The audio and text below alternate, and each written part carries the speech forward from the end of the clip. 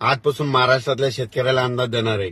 राज्यात सांगायचं झालं तर तुम्हाला सांगतो, मी देखील आज माझी 9 तारखेला आज मी पेरणी चालू केली, कारण की तिथं ना इतका पाऊस पडलेला गुडघ्या इतकी ओले, पण त्या ठिकाणी आज जर नाही पेरणी केली पाऊस पडल्याच्या नंतर तिथं पेरताच येत नाही, म्हणून वगळीची रानं आम्ही आजपासून पेरायला सुरुवात केली।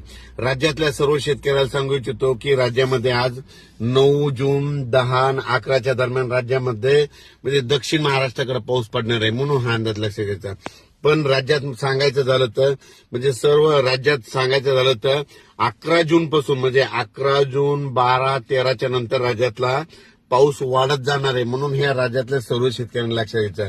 पूर्व विदर्भ आणि पश्चिम विदर्भातल्या शेतकऱ्याला सांगू इच्छितो की तुमच्या भागाकडे म्हणजे 11च्या नंतर पाऊस 12-13 जूनच्या नंतर तुमच्याकडे पाऊस येणार आहे, म्हणून तुम्ही तुमचा पेरणीचा निर्णय घ्यावा।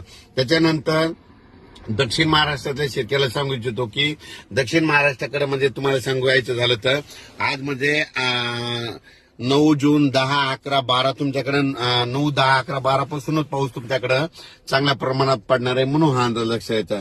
पण राज्यातल्या सर्व शेतकऱ्याला सांगू इच्छितो की त्याच्यानंतर मराठवाड्यातल्या शेतकऱ्याला सांगू इच्छितो की आपल्या म्हणजे मराठवाड्यामध्ये म्हणजे आज आहे 9 जूनला आज तुरळक ठिकाणी थोड्या फार म्हणजे नांदेड लातूर धाराशिवकडे पाऊस पडणार आहे। 10 जूनला नांदेड लातूर धाराशिवकडे पाऊस पडणार आहे। त्याच्यानंतर 11 जूनला मराठवाड्याकडे चांगला पाऊस वाढत जाणार आहे, म्हणून हा मराठवाड्यातल्या शेतकऱ्यांना लक्षात यायचा। म्हणजे मराठवाड्याकडे 11 जून पासून ते 20 जून दरम्यान चांगला पाऊस पडणार आहे, म्हणून मराठवाड्यातल्या सर्व शेतकऱ्यांनी हा अंदाज लक्षात घ्यायचा। दररोज भाग बदलत मराठवाड्याकडे पाऊस पडणार आहे, मराठवाड्यामध्ये पडणार आहे, म्हणून हे लक्षात घ्यायचं। पण काय होणार आहे, दररोज वेगवेगळ्या भागात पाऊस पडणार आहे आणि संपूर्ण मराठवाड्याच्या शेतकऱ्याची पेरणी देखील जूनच्या शेवटपर्यंत होऊन जाणार आहे, म्हणून हे अंदाज लक्षात घ्यायचा।